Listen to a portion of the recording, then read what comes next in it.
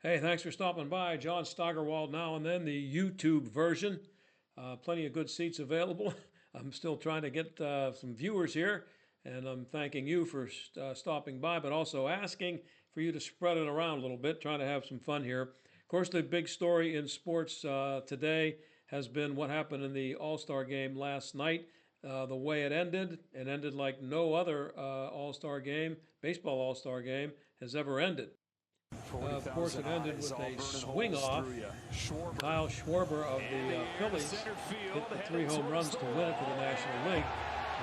Just to give you an idea how much attention I pay to Major League Baseball these days, I had heard the name Kyle Schwarber, but I couldn't have told you who he played for until I saw him swinging in this last night.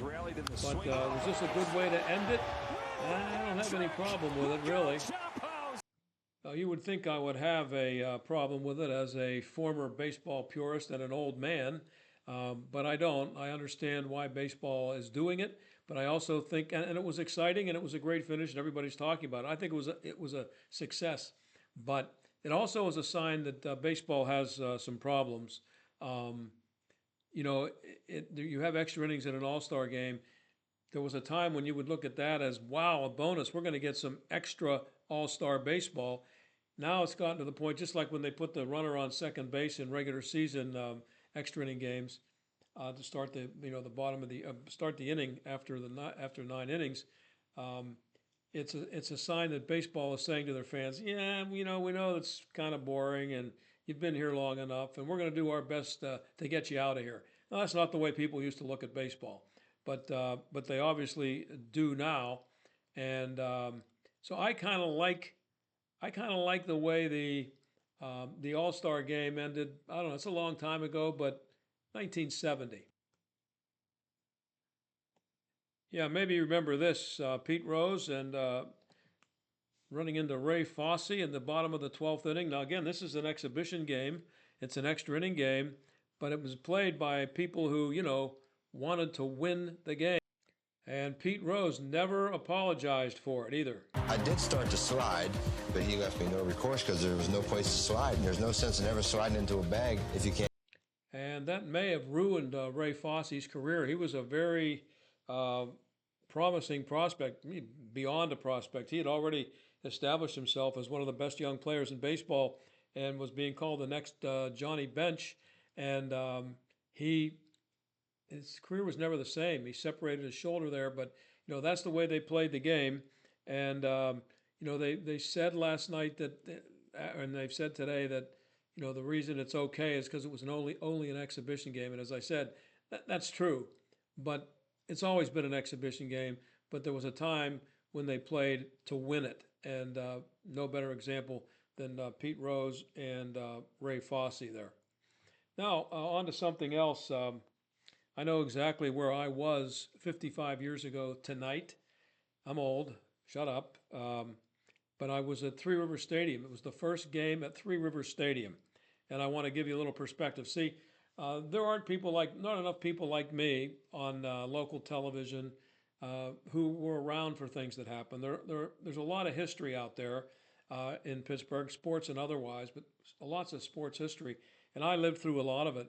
And there are other guys like me who have, but they're not called on to talk about it. I'm here to tell you what it was like for the opening of Three Rivers Stadium exactly 55 years ago tonight.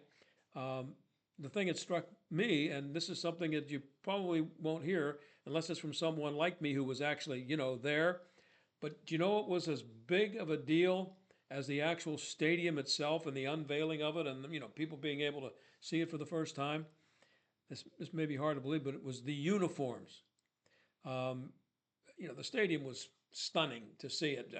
And again, you had to be someone who had sat at Forbes Field and seen what kind of condition it was in.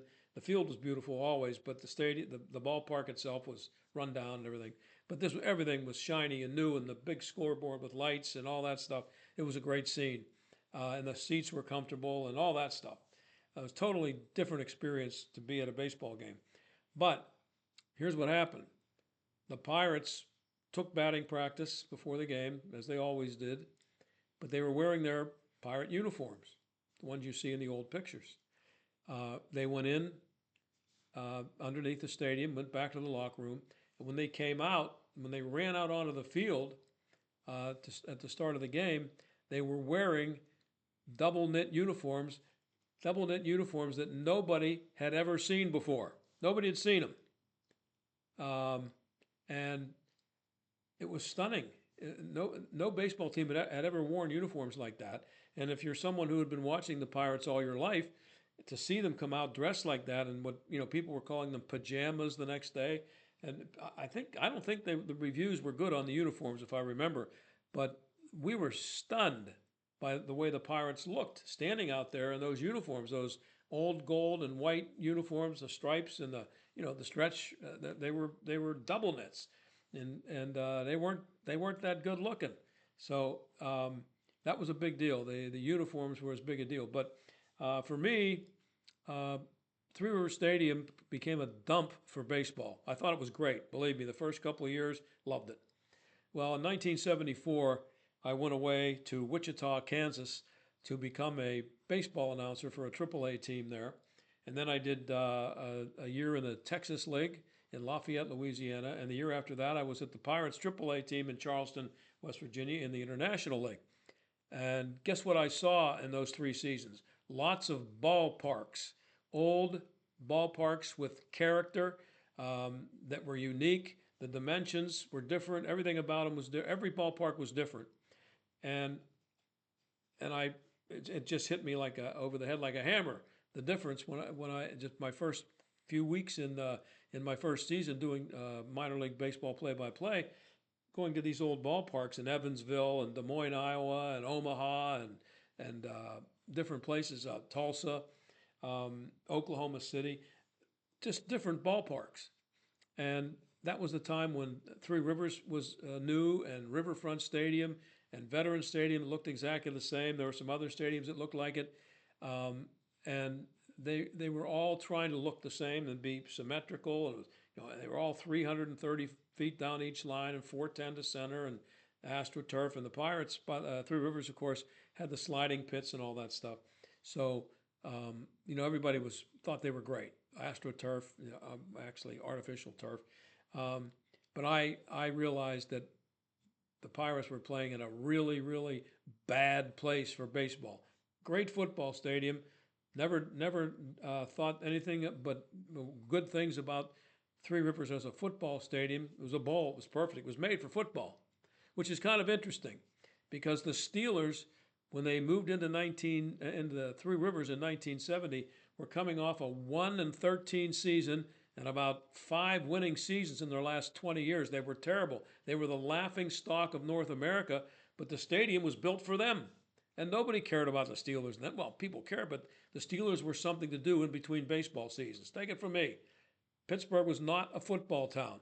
Pitt football was worse than the Steelers, if that's possible. The Steelers were terrible, and the Pirates were the Pirates. They were pretty good. They were only 10 years removed from a world championship. They had some good teams in the 60s, and in 1970, they were on their way to winning a division championship. So, but the ballpark, the stadium, was made for football. So I was one of the first people to say, get rid of this dump and build a ballpark, which of course they did. And PNC Park is the nicest ballpark I've ever been in. I haven't been in all of them, but it's the nicest ballpark I've ever been in, and that includes Fenway Park, Wrigley Field. Forbes Field was better than both of those places.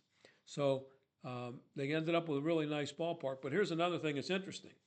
1970, when the Steelers moved in, they had just completed 69 years of playing at Forbes Field. 69 years. When they moved into PNC Park and Heinz Field, they had only been in Three Rivers Stadium for what? Well, they started talking about building the stadium in maybe 1996, 97. I think they had the vote in 97. So they were only 25, 26 years into being at Three Rivers before they started making plans for a new one. Well, guess where we are right now? Heinz Field, they opened it in 2000, I believe. That puts us 25 years in. We are about now where we were when they started talking about new facilities for both the Pirates and the Steelers. I don't see PNC Park going anywhere, but I have a feeling that that we're going to see some serious talk about the Steelers getting a new stadium, especially since the Browns are about to get one up in Cleveland with a dome, unfortunately. Well, on to something else here, real quick, before I finish up here. I have to show you this, just to show you what kind of slime balls we were dealing with when Joe Biden was president. He's a slime ball himself, and so is apparently his wife and lots of people in his administration, and they were doing a lot of lying, and we all know that. So they've been dragging people in front of Congress to testify. And today they dragged a guy named Anthony Bernal, Anthony Bernal, Bernal, sorry, in there. He was called Jill Biden's work husband. She was with him every minute of every day when she worked. He was her chief of staff. And they had some questions for him today in Congress. And well, here's what Anthony came up with. Mr. Bernal, did you ever advise President Joe Biden to pardon his son, Hunter Biden? On the advice of counsel, I respectfully decline to answer the question pursuant to my Fifth Amendment rights under the Constitution.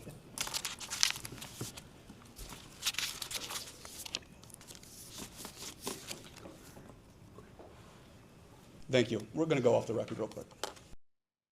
Okay, we'll go back on the record. Mr. Bernal, was President Joe Biden fit to exercise the duties of the president? On the advice of counsel, I respectfully decline to answer the question pursuant to my Fifth Amendment rights under the Constitution. Let the record reflect that Mr. Bernal has invoked the Fifth Amendment right against self-incrimination. Mr. Bernal, please be very clear.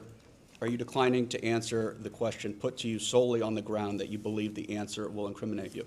On the advice of counsel, I respectfully decline to answer the question pursuant to my Fifth Amendment rights under the Constitution. Mr. Bernal, did any unelected official or family member of President Joe Biden execute the duties of the presidency? On the advice of counsel, I respectfully decline to answer the question pursuant to my Fifth Amendment rights under the Constitution. Yep, that's the way it went. And we've also had Joe Biden's personal physician take the fifth. These people are unbelievably dishonest. They're weasels. They're sneaky, and they're going to try to get away with this. And if somebody is in charge with something for this, then the Republicans should have a lot of explaining to do. If some people don't really get punished for this, Republicans are going to come out of this looking, I don't know, kind of useless. Talk to you later.